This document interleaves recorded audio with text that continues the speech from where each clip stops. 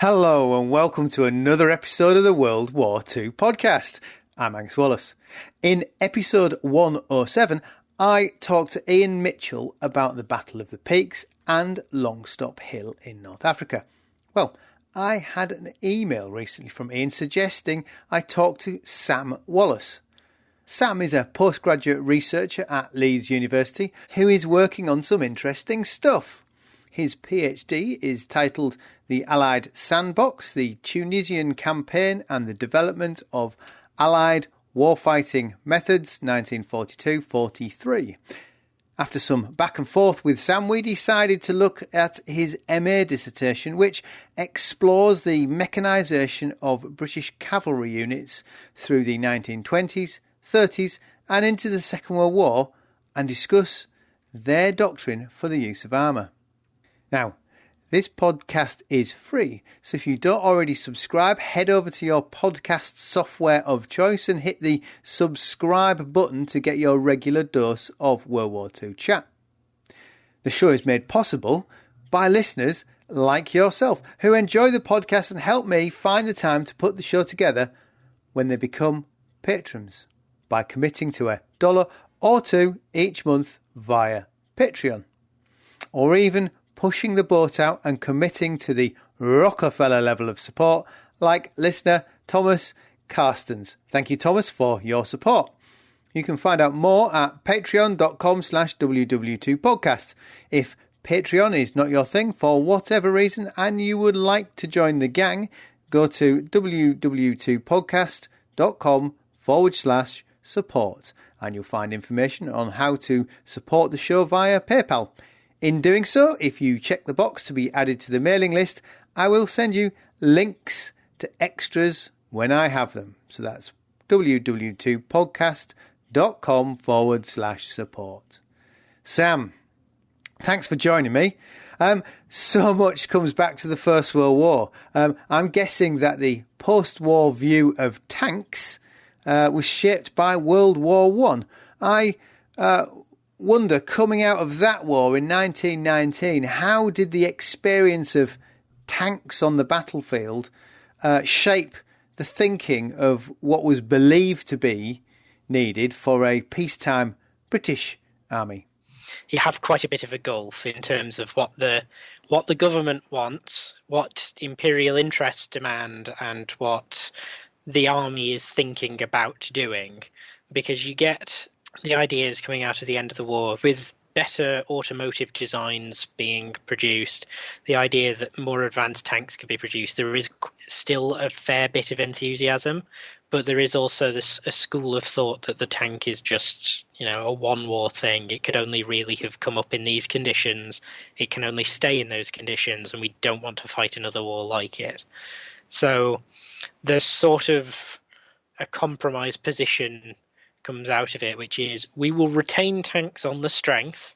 We like the armoured car, which is sort of the spin-off of that, because it's good for imperial policing, because it's mobile, it gives you that sort of sense of mobility. But we can't invest in more tanks because they've got to demobilise. The British economy is sort of overheating, as it is wont to do during total wars. And so the idea is to retrench. We will have the tank corps, as it then becomes the Royal Tank Corps, and we'll preserve that and possibly update that if mechanised warfare sort of moves forward as an interesting thing. Then you get the proponents of tank warfare, so your Fullers and the like, actually moving that forward. You get new designs coming out in the 20s, and then you get the idea floated that maybe we should build a larger tank force. Are they looking over the shoulders to other countries?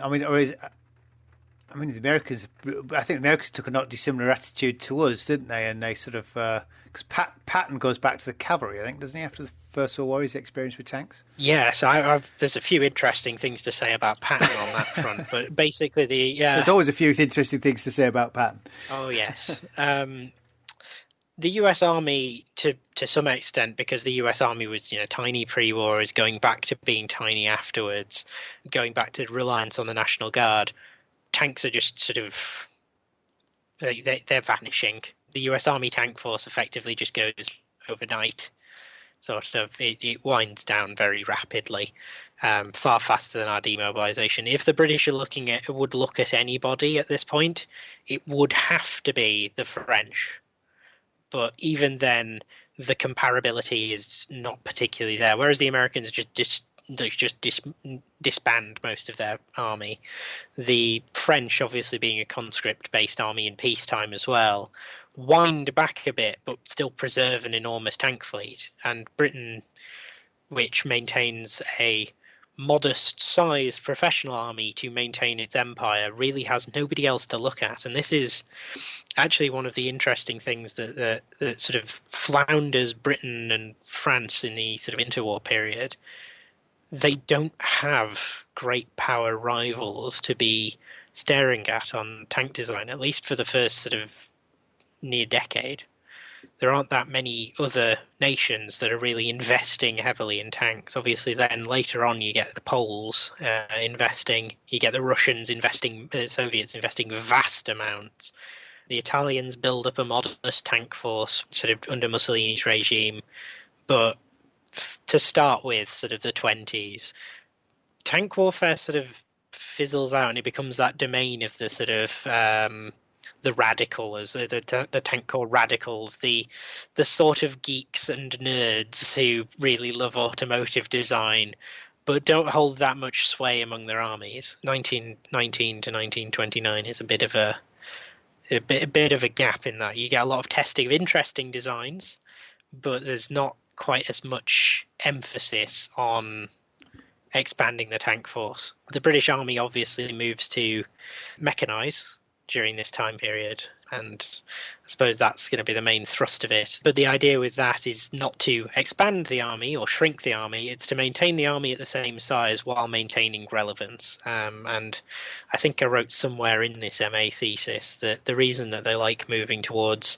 light tanks is because with these automotive developments that you get in the 20s, you can build quite nippy, manoeuvrable vehicles that are suitable for imperial policing, which means that the horse, which I said was vulnerable to perforation by bullets, rather needs to go out of fashion. Horses are expensive to keep. You can't maintain recruitment in the cavalry force, and that's a big problem because if you can't get them when they're capable of riding as recruits, then you have to teach them to ride, and that's even more expensive. And so the cavalry force is sort of going out of fashion by the decline of it in civilian life. So the more motor cars you see, the fewer horses you're going to see. Well, why did they decide to convert existing cavalry regiments? Why not disband them and expand the Royal Tank Corps, which might seem an obvious thing to do? Dangerous precedent is how I would probably describe it. If you think about sort of continental armies, and particularly the British Army, which thrives on its regimental system, and we still have that around today, disbanding an old regiment is not just a threat to that regiment, it is a threat to the precedence of every regiment in the British Army. There is a persuasive argument. I mean, John French makes it in his Regimental Identities that actually the regiment is this repository of esprit de corps as well. And as a corporate organisational body, you don't get higher morale than if you can convince people to believe in the traditions of your unit going back a long way. So the cavalry, the reason not to disband them, the army wouldn't like it because they like the regimental system. The War Office probably wouldn't like it because there's a lot of paperwork involved. And the friends of the cavalry, particularly sort of senior cavalry officers and their connections, because you have to still, if you think about them as personalities who is leading these cavalry regiments, they have sway, not as much as some people would accuse them of having, but they will have enough friends in decent places, particularly in sort of Parliament, that it becomes completely unattractive to do. Disbanding regiments, re-expanding them, it goes against tradition. If you're going to make more tank units, reorganize the actual internal workings of a unit. But if you can maintain the trappings and the culture around it, you've got a lot more. There's many persuasive reasons to hang on to it. So, for instance, the 8th Hussars, which I actually wrote my bachelor's on rather than my MA, they still have, as part of their dress uniform, I think, cross belts from when they took off the French during the Napoleonic Wars. And as the King's Royal Irish as well, they're exempt from giving the salute to Her Majesty. They don't have to toast in the mess to her because they are the Loyal Irish Regiment that goes back to the the Jacobite rebellions and the Glorious Revolution of 1688. So there's that much entrenched history there that it's just better to leave it to lie and move experienced troops over by retraining them. So how, if you're talking a lot of history there, they've managed to come through the First World War, albeit not necessarily fighting most of the time as cavalry. But how did they? Did they embrace mechanisation? Do they attempt to hang on to the horse? If you listened to the main chroniclers of tank combat in Britain, they cling to the horse as if it was a lifeline. Is this the Little Heart paradigm? Yes, it's exactly the Little Heart paradigm. I think Timothy Harrison Place sort of christens it in his military training in the British Army book, but it's this idea that Little Heart, because he is a newspaper columnist, a very pronounced sort of corresponder with many military figures, which I'm sure anybody who's been to the Little Heart collection will testify to, and also as a historian as well. So the victors write the history sort of thing. No, Little Heart writes the history in this instance, and that is very important because he takes this idea that there is a cavalry club. Cavalry officers have that sort of institutional sway because they're usually wealthy men, they're usually politically connected. They don't have enough sway to stop mechanization. That would be preposterous, because there's actually, as you said, why not disband them? Well, if it had come to that, then it might have happened. Because there was so much more institutional pressure to actually mechanize, because the Treasury wanted it, the War Office wanted it, the Chief of General Staff wanted it.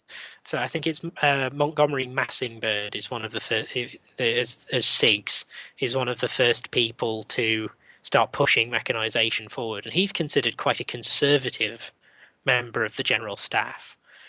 For him to be pushing it forward suggests that there's actually a lot more institutional sway than Little Heart claims that there is. He views himself as sort of a lone prophet. Not obviously, he has his apostles as well in Fuller and Hobart and friends like that. But these tank corps radicals portray themselves as an outgroup because it makes them look heroic, and it's nothing of the sort. They are an outgroup because they are wildly radical. But the rest of the army is radical enough to actually consider, why not mechanize? The artillery gets mechanized because why not move from horses to pulling it with motor transport? The infantry start moving over heavily to more motor transport. So the cavalry is just part of that trend. It's not some institutional resistance. And really, the way that the cavalry try to frustrate mechanization in any way is the preservation of horses in the barracks, but not as weapons of war. And not wishing to sort of cast value judgments on it, I consider that sort of fair, because what the cavalry has sort of evolved doing and what they base their regimental culture around, the things they enjoy, is mostly working with horses. There's this idea that the officers go hunting, the men play polo. When we do regimental marches, we get to practice doing sort of horse guards parade style things. It's very much part of the regimental social culture. So the officers, rather than trying to frustrate it as a sort of military thing, as we need to keep the horse on the battlefield, which it only really holds in the 20s. It's only an argument that can hold then when tanks and other AFVs are not advanced enough to do everything a horse can. they instead try to preserve it as a social function. This idea that cavalry should be parading on horseback, that they should preserve the trappings of being horsemen. One of the petitions, for instance, the Mechanisation Board, is that when the horses are taken away from the regiments, the officers should be allowed to purchase the horses that they were assigned, because they consider it that hunting and things like that are parts of their culture, so they should be allowed to maintain them while in billets. I think hunting was a legitimate sport at if you're at Sandhurst. It was you only had to do a certain amount of sports. You could do hunting. Yeah, it's incredibly widespread, sufficient that one of the files that I consulted for writing this was the file of appeals against mechanisation, I think is the sort of file title, but it's very misleading in that any of the appeals to stop mechanisation dead are almost all from civilians.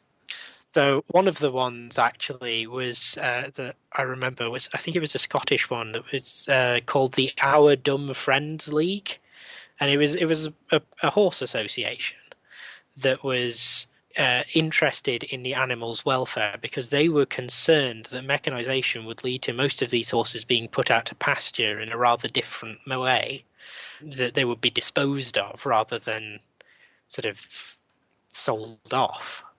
The idea that they'd be taken to the glue factory rather than a field. That's where a lot of it comes from. Other than that, there's some national interests at play. There's the Scots MPs writing to the War Office complaining that the Scots Greys are going to be mechanised, and saying that, well, the Scots Greys are named after their famous grey horses. They're Scotland's national regiment, so why are they being asked to give up the symbol of their regiment? To which, obviously, the War Office reacted a little bit harshly, because this had been instigated by the colonel, and it's one of the only instances I can find of a senior officer trying to flout mechanisation. And the Royal Scots Greys history actually regrets it to some extent, because they point out that they were only able to go into action last because they got moved to the back of the queue for mechanisation. So they had to sit out the first almost 3 years of the war because they were still on horseback. It comes up quite a lot. But no, the cavalry tend to accept mechanisation with this sort of phlegmatic, the times are a-changing sort of approach. There's a bit of bemoaning it, particularly around sort of, this was, we're sorry to see the horse go.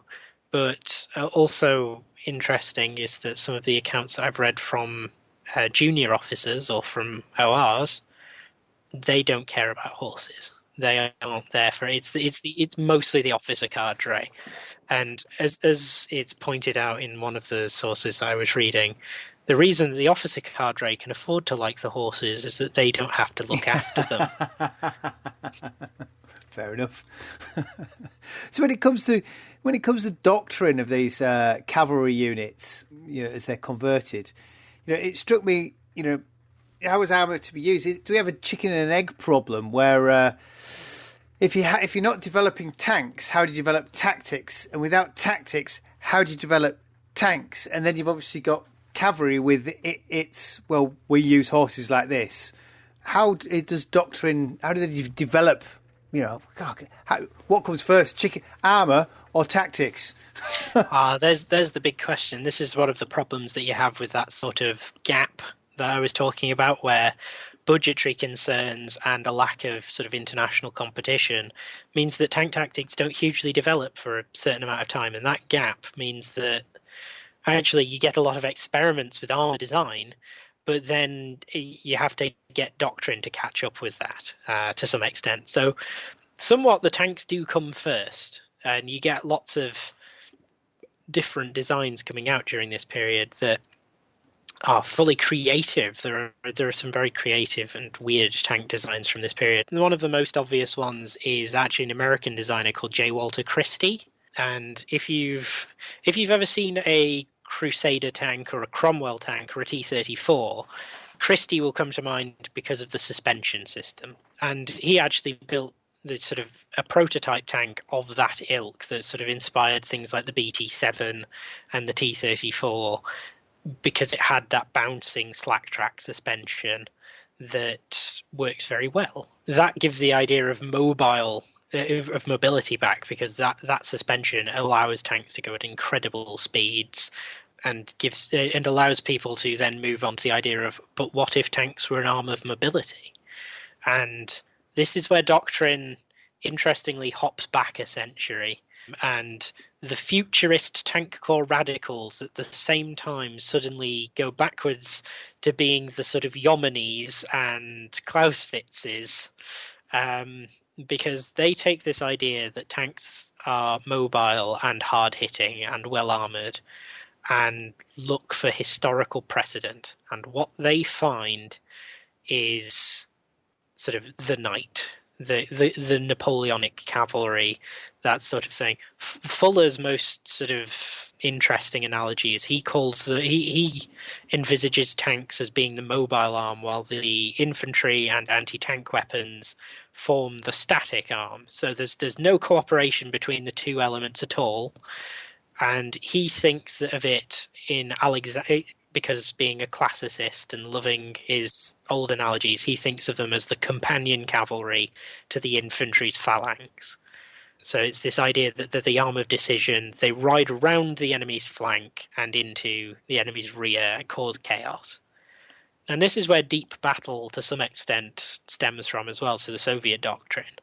This idea of punching through the front and going for communication centres. But Fuller still thinks in a very maneuverist way. The idea is that the tank is a form of propulsion, not a gun platform. It's not there to move a large gun into position. It is a gun on tracks. The tracks and the engine are the important part. And this is actually where it starts to merge with cavalry doctrine. So mechanising the cavalry fits perfectly into a sort of Fullerite view of tank warfare, because the cavalry, as they were in the last century of their existence, was an arm of manoeuvre and not of decision. Because from Waterloo and the Napoleonic Wars, your experience with cavalry, sans maybe Napoleon's cuirassiers, is that cavalry do not win the battle, because they can be driven off by infantry who are well armed and well disciplined enough. They'll be shredded as a balaclava by cannon. I did make a note, curiously, of heroic charges. Oh yes, Scots Greys at Waterloo charging the light brigades. Yes, that does come up quite a bit. So they view it as an arm of decision, because since it's more well armoured than the horse, then surely it's damaging enough to inflict telling blows on the enemy. But they also view it as being a manoeuvre arm, and there's sort of a great deal of tension between these strands of doctrine. You can tell by sort of how I'm jumping from topic to topic that actually British tank doctrine doesn't really sort of settle into a concept very easily, because the more traditional elements of the British Army view tanks as they did in the First World War. So they are infantry support weapons. And what you get from it, Britain wants effectively three types of tanks. It wants light tanks to be the cavalry reconnaissance manoeuvre element. It wants fast, well-armed tanks to be the arm of decision prescribed by the Fuller. This is in the little hearts of the era. And it wants slow infantry support tanks. And so light tanks are a different classification, but your heavily armed tank and your heavily armoured tank are both mediums, as it were, of that ilk. And this is where you get your split, your cruiser and infantry tank articulation. And it comes from this traditional army versus tank corps radicals sort of debate, where do we want a fast mobile tank or do we want an infantry support vehicle? Why not both? Yeah, these debates carry on, and the cavalry fit in by first moving into the light tank area of the doctrine. So they are there to fulfill their traditional roles, so scouting ahead, covering flanks, being the arm of manoeuvre, and then eventually they move into the sort of more Fullerite area, because they are becoming a large part of the British tank force compared to the Royal Tank Regiment. And they thus end up with the fast, manoeuvrable tanks following the doctrine that they have had from sort of the last century, updated for tanks. And then the Royal Tank Regiment, obviously, as it expands, tends to take on the other bits, as do some of the yeomanry regiments. they become the infantry tanks. So when you look at a Churchill tank being deployed, for instance, you can flip a coin, odds on it's the Royal Tank Regiment. Whereas if it's a cruiser tank, you could flip a coin and it's more likely to be one of the horsed cavalry regiments. It's a very anarchic development of British tank doctrine.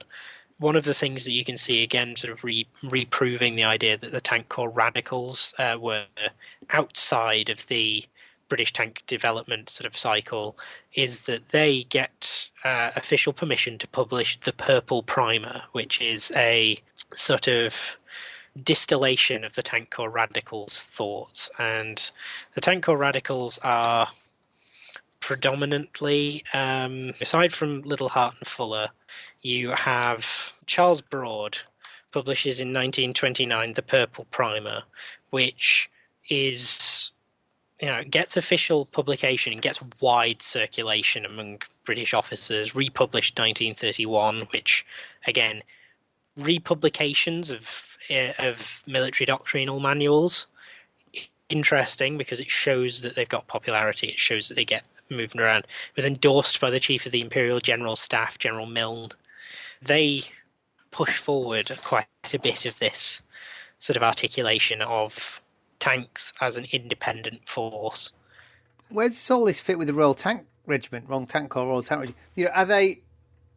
Are they moving in parallel with their doctrine, or is it distinctly different between the cavalry and the Royal Tank Corps? Do the cavalry try to distinguish themselves as being different from the Royal Tank Regiment when it comes to what they're doing? The cavalry don't particularly seem to have that much impact on their doctrine, sans being mechanised cavalry units, which is clearly sort of, when you say about the chicken and the egg, like, did we convert the cavalry to serve in a cavalry role according to doctrine, or did we convert the cavalry to tanks to have more tanks, is an interesting question.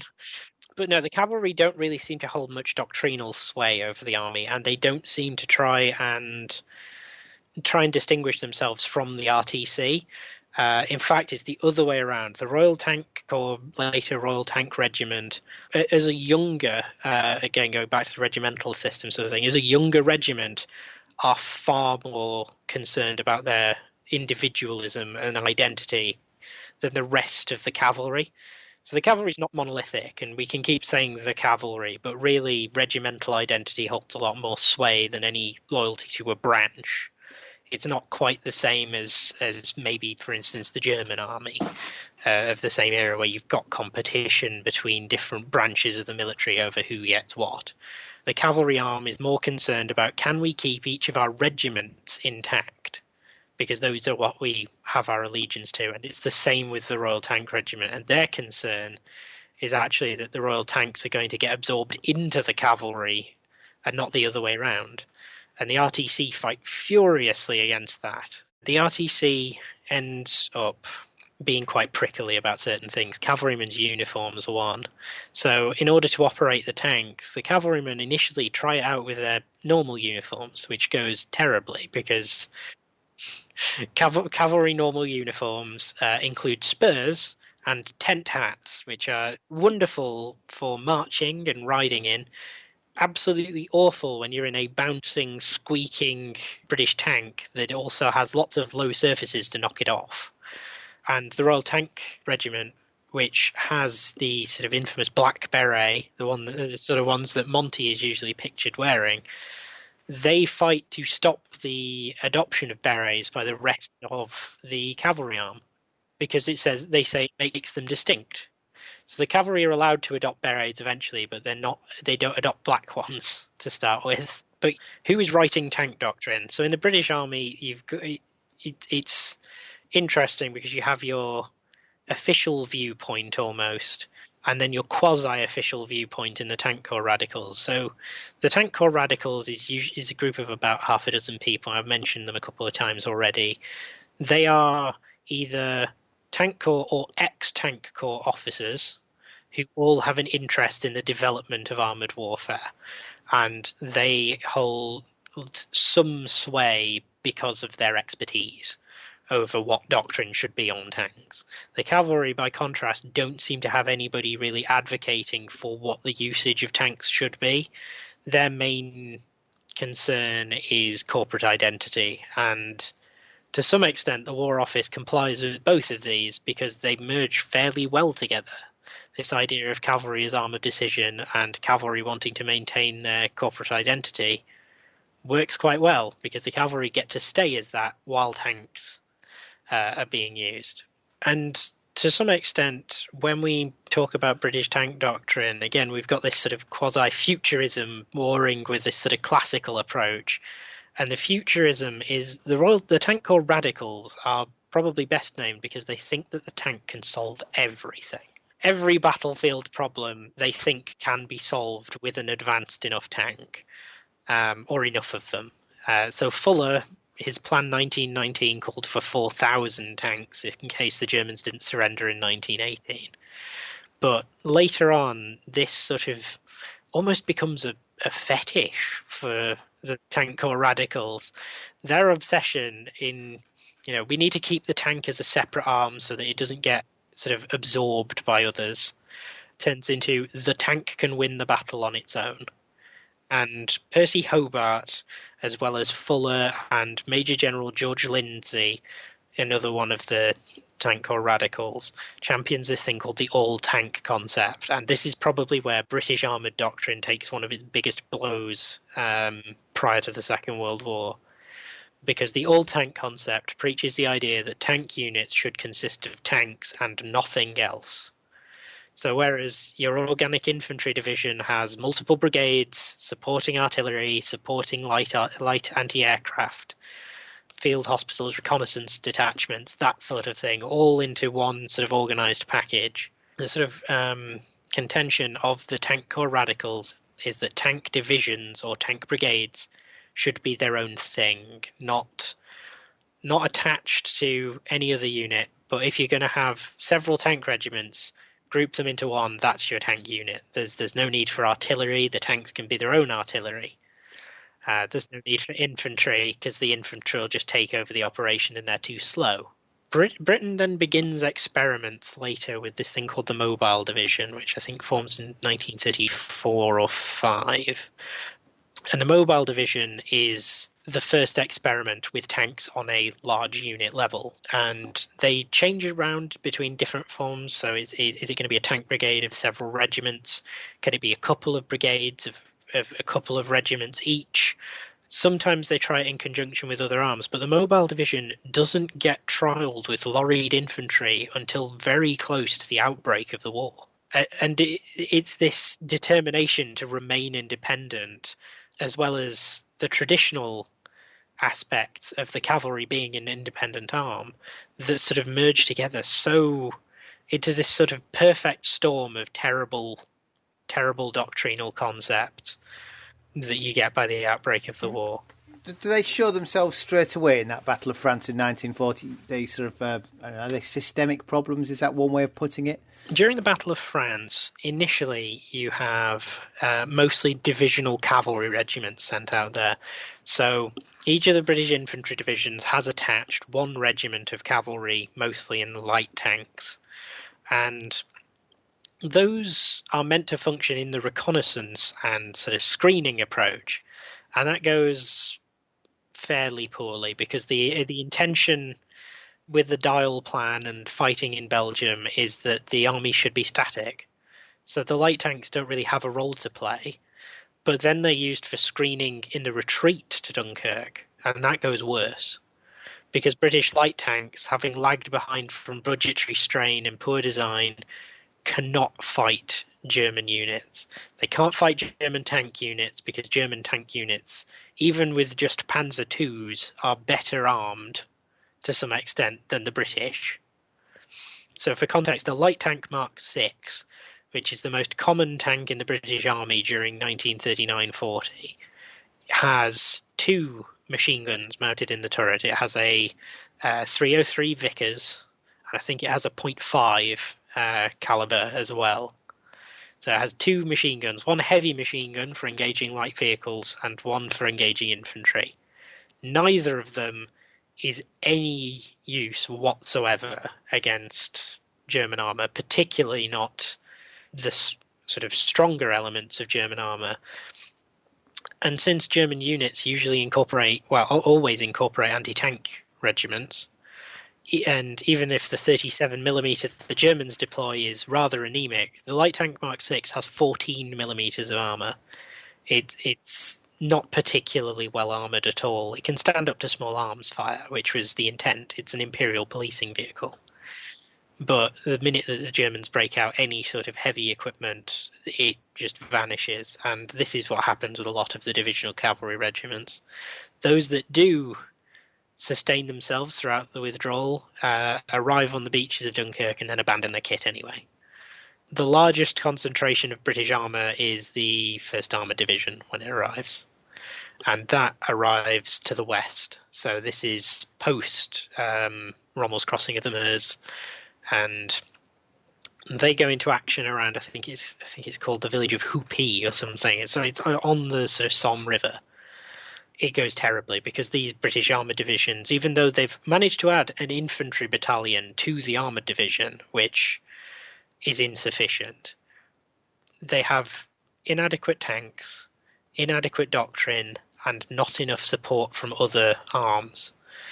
So organisationally, they're unprepared. Training-wise, they're unprepared because British armaments production has lagged behind so much that many regiments have only trained with trucks, if that. So they're just completely unprepared for a stand-up fight in France. And British armoured doctrine, even though it's not sort of properly tested in mass assaults, still fails even in this light. Because later in the war, we do use light tanks, mostly M3 and M5 Stuarts, as reconnaissance vehicles. But they're used in the reconnaissance role, whereas the divisional cavalry role actually entails some form of stand-up fight. And British light tanks are incapable of that. I wonder if you switch to the desert in early 41, if some of these problems are masked by the fact that O'Connor's, has his stunning victory at Operation Compass, isn't it? And that his force is built around Hobart's mobile force. Does that confuse matters by letting people think that actually there's a thread of usefulness about what the way they were progressing with doctrine and tactics? False hope. Yes, almost certainly. So the mobile force is interesting because it is another experiment with Hobart's troops out in the desert. And prior to the actual outbreak of war, it looks pretty good because the units get a lot of training in, even if their tanks wear out very badly in the desert. And they come into the 7th Armoured Division, as they then become the infamous Desert Rats. They are well trained, well prepared for a fight at this time, but they are well trained and prepared for the sort of fight Hobart has envisioned, and that is a battle of manoeuvre, and that is fundamentally what O'Connor wants to fight. He, in his assaults on Graziani's army around sort of Mactila area, fights a battle of manoeuvre by outflanking the Italians, but the Italians are not an opponent at this stage, because if we can sort of mention the sort of historiographical context here, we have this sort of thread that the Italians, national myth almost, that the Italians are useless for most of the war. That's not particularly true, and it's not purely because the Germans are propping them up either. The Italian forces do become more ferocious as they go on. They become better trained. Some of their equipment gets updated. But in 1940, that is not true at all. And they're being led by a very half-hearted leader in Graziani. Graziani musters, more than 3 times the number of men that O'Connor has. And he only gets about 50 miles into Egypt. He advances that far and then stops because he wants to build a road and build more water pipelines to sustain a traditional First World War-esque advance, when if he had, for instance, motorized even, just equal numbers to Wavell's army and attacked as soon as possible, it's entirely possible that he could have overwhelmed the British. But by doing that, by moving a very slow infantry-based army that didn't have many anti-tank weapons at all, most of them being artillery that you had to fire at 90-degree angles over open sights, as the British were to do during quite a bit of the Desert Campaign back at Rommel as well, they're not equipped to fight a tank battle against the British. They're not equipped to really fight any sort of battle that is that fast. And say what we will about Hobart's doctrinal thoughts, Hobart was a good trainer of men, and you'd see that later on with his funnies as well. Innovative, bit of a martinet sort of character. And the other units of the British force in the desert were also well trained. I think at this point it was 4th Indian that was, or maybe 1st Indian, that was part of the other component of O'Connor's force. So he has a small, well-trained, fairly mobile force to strike a fairly demoralized, poorly equipped, poorly led force. And this really does give the British a miscalculation on how well their tank units do, because once those initial fortified camps are broken and some of the places like Fort Capuzzo are taken by storm, the retreating Italian army is almost piecemeal. The battles that they fight following that becomes absolute wrecks, because usually the British just outflank them. They just move round the desert flank, as Rommel was wont to do later on. Swing round the desert flank of the enemy army, trap their rear, drive the infantry tanks and the traditional assault elements through the front, rout the Italians. They get away with so many missteps against a more traditional or well-equipped opponent. So the worst ones are things like the 8th Hussars, that manage with a couple of squadrons to run down the better part of an Italian division during one of their assaults, purely because the Italians do not have the equipment to face a tank. So even if these tanks are not particularly good, even if frontally charging the enemy is a suicidal idea against anybody that actually has anti-tank guns, the 8th Hussars get away with it and bring a bag back of 4,000 prisoners. It's almost obscene. This gets punished, in fantastic style in January 41, and then onwards, because the British tankers are just not prepared to fight. Even as mixed as his reputation has become over the years, they're not prepared to fight Erwin Rommel and a proper combined arms force. Their belief in being aggressive is where they come unstuck against Rommel. Is that fair? Their belief that they were doing so well for Compass by aggressively charging forward is where they very quickly come unstuck with Rommel and his anti-tank screens and all that, or is that the popular history coming through that's not quite true? Which I simplistically just put as being cavalry charges. There's certainly plenty that is still prescribed as a cavalry charge. British doctrine doesn't change on that front.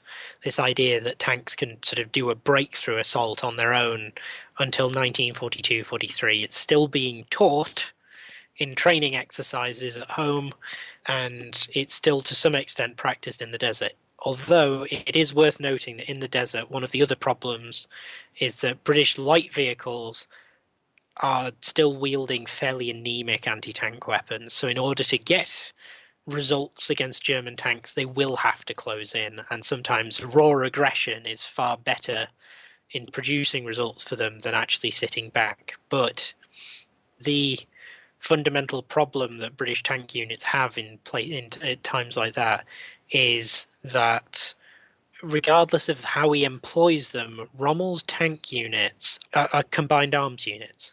His panzer forces have lorried infantry that accompany them. They have artillery integrated with them. But also importantly, the Germans' maxim on tanks is not a tank one tank can beat another tank. It is the anti-tank gun will beat the tank. Rommel's famous feigned retreats, they're not so much, sort of beautiful displays of independent thought or initiative on his part, but they're a sensible reaction to having limited supply lines and an inability to pull hundreds of tanks over like the British do. The British, especially with assistance from the Americans, just ship hundreds of tanks into theatre. Rommel gets tank reinforcements, but it's more of a trickle. He can't afford to necessarily throw them away, even in some engagements he does. And so what occurs in some of these tank-on-tank engagements is the German tanks will close in and they outrange some of the British tanks, so they're quite happy to pot away with impunity. They provoke the response from the British tank, and then they retreat back into the range of their supporting arms. Sometimes the Axis will actually push their anti-tank guns up with the tanks. So the tanks will sit there potting away, and then they'll bring the anti-tank guns into range to support them. And it's this willingness to rely on other arms of the battle, which is something that the British struggle to inculcate, and even gets worse in the desert because of the obsession with manoeuvre, that really makes them come unstuck. So if we talk about the British obsession with manoeuvre, I assume you must have heard of Jock columns. Yes. So Jock Campbell, much as he was a fantastic artilleryman and insanely brave, comes up with the idea that we should split our units down to brigade groups or like raiding parties, and it's fundamentally antithetical to the fact that Britain's command and control sort of procedure is fairly slow. It's very methodical, and often when it's had time to work up a plan does fairly well, but it's incapable of controlling a very fast-moving battle. This only gets worse if you split your divisions down into multiple little bits that are incapable of fighting on each own. A division is meant to be an organic, self-dependent structure. It has anti-tank guns, it has light anti-aircraft, it has infantry, it has artillery. And that makes it, a capable fighting force properly deployed.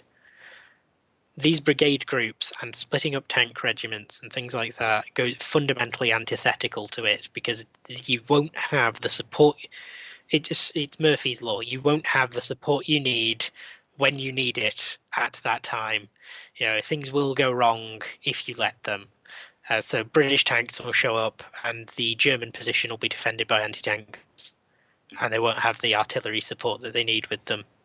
Or the infantry will rock up and then the German tanks will show up and there's no tanks to defend them and no anti-tank guns.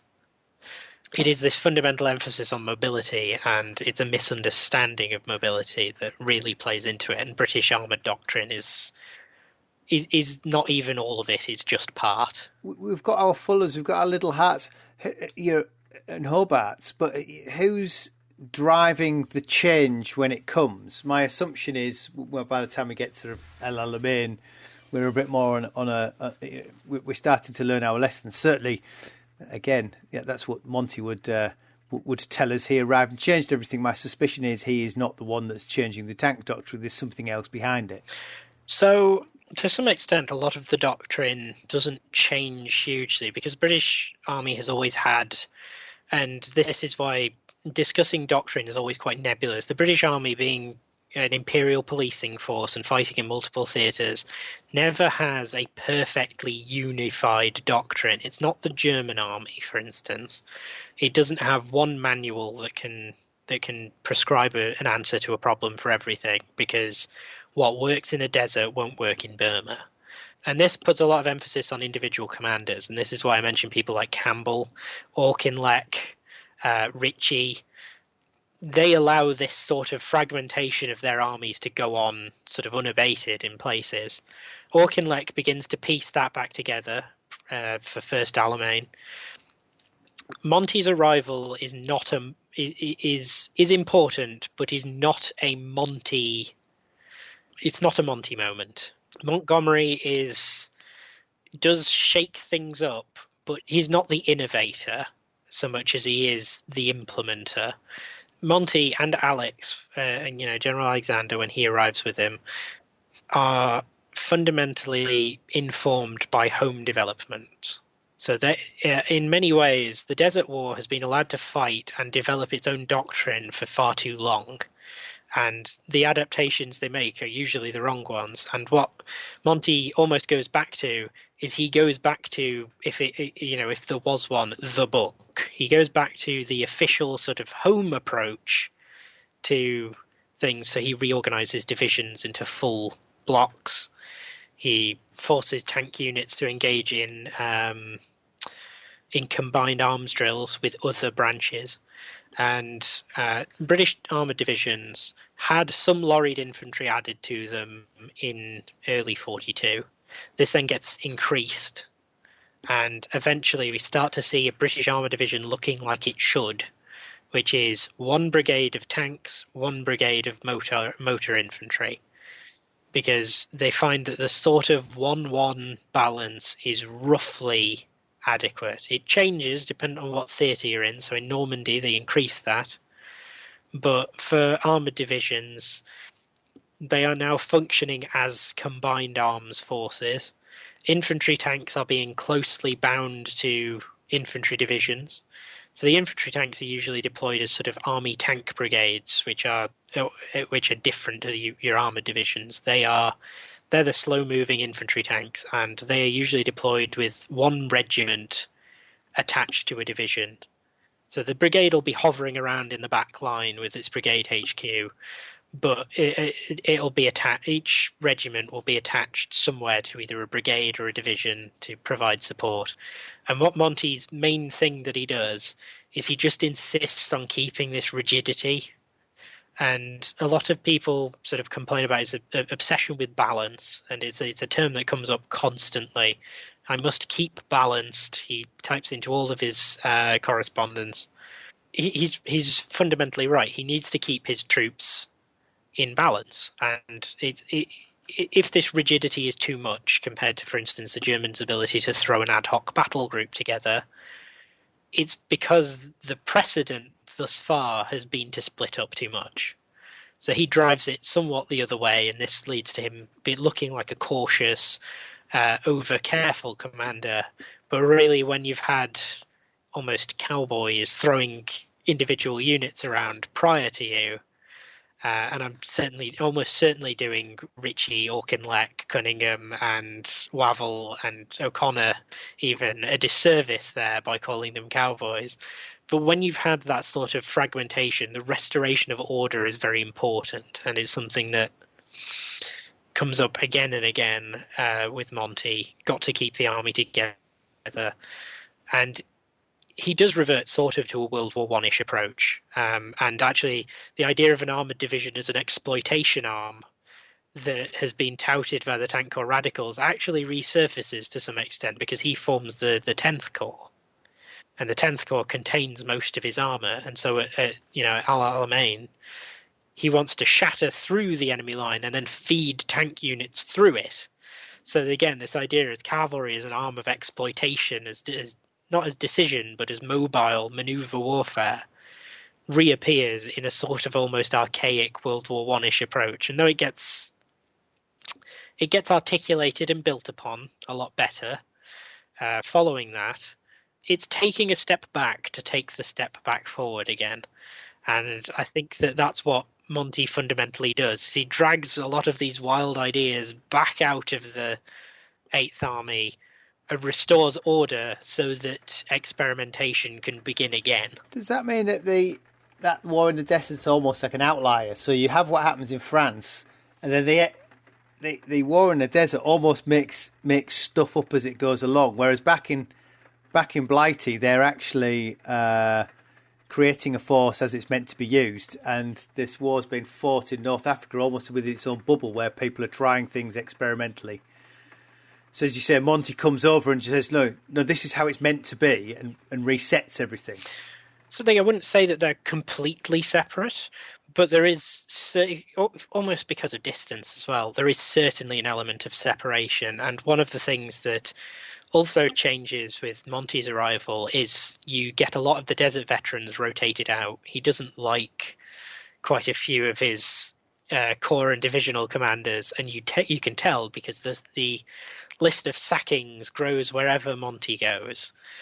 to some extent, yeah, you can almost regard Montgomery and Alex's arrival as being a dialogue almost between the home commands and the desert commands, and this only expands when it moves the war into Tunisia, because then you actually have home soldiers in the same theatre as the desert veterans, and the exchange of methodologies and things like that occurs is an important dialogue that the British Army almost needs to have prior to removing to the continent.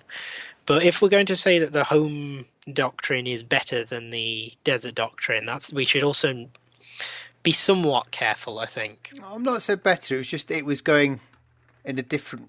It had a structure rather than the desert seems to change. Whoever's in charge breaks things up and tries lots of different things. Yeah, the home command does have a lot more continuity to it. And the other thing is that they're less interested in fighting in the specific conditions of the desert, which encourages the desert experimenters.